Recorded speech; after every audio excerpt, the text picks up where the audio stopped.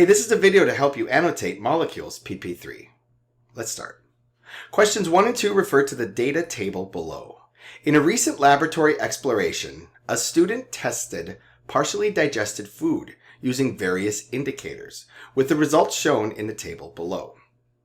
So this is a stimulus type question, so you need to ask yourself what's going on here, and let's analyze the data. So you have two columns, indicator and results. Look through the different indicators used, see what you can make sense of using your notes. Using the keyword strategy, you could take note of the Benedict solution and the Lugol's iodine. Question 1. Based on the results, which of the following molecules was likely present? Question 2. Based on the results, how many different molecules were present? When we see this word present, just remember what that means. Question 3. After boiling plantains, they were smashed and an indicator was added. If the indicator changed to a blue-black color, which of the following was most likely present? Let's take note of this. So we have the indicator changing to a blue-black color. What does this mean? Indicate that now. Question 4. In order to confirm the presence of table sugar's building blocks, which indicator should be used? So we have here table sugar's building blocks. We also need to know the indicator. What is the connection? What is the building block for table sugar? And what indicator would we use? Question 5. An indicator was added to an unknown substance, which was then heated before turning brick red.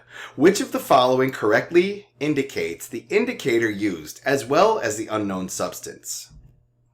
So it said that it was heated before turning brick red. Which one would that be? I would also use the crossout strategy to eliminate some wrong answers. Question number 6. A food containing one type of macromolecule was treated with a digestive enzyme.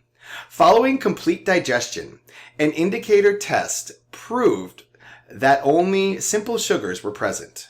Based on these results, the original sample contained which macromolecule? This one has a lot of information. So it says following complete digestion. So what had to have happened to get complete digestion? And when does this occur? Also, simple sugar and original sample. So make that connection. What was the original sample? And indicate what is a simple sugar. Question 7. An indicator was added to an unknown substance, which was then heated before turning brick red. Which of the following represents the color of the indicator prior to heating? It says before turning brick red. Now, this question, one thing you want to make note of, besides turning brick red, we also have this part here at the end, prior to heating. What does that mean? Questions 8 through 10 refer to the diagram to the right, which represents a setup to test an unknown sample for a particular chemical in a solution. Number 8. Which of the following represents the indicator used? Let's look through here. We have a stimulus question, so we need to figure out what's being tested. So indicate what we would test and what the indicator used. So when it says indicator used, if you annotate that, you're giving yourself the answer right here. Question 9. Which of the following is expected to occur if the test tube contained starch solution? So again, we have here starch solution. Now look back to what is being tested. Look back to the indicator and choose your response. And finally, question 10. Which of the following represents the color following a positive result? Oh, back to the other one. You could use a crossout strategy if it helps. My bad for not admitting that. Again, question 10. Which of the following represents the color following a positive result? Positive result, what does that mean? Thank you.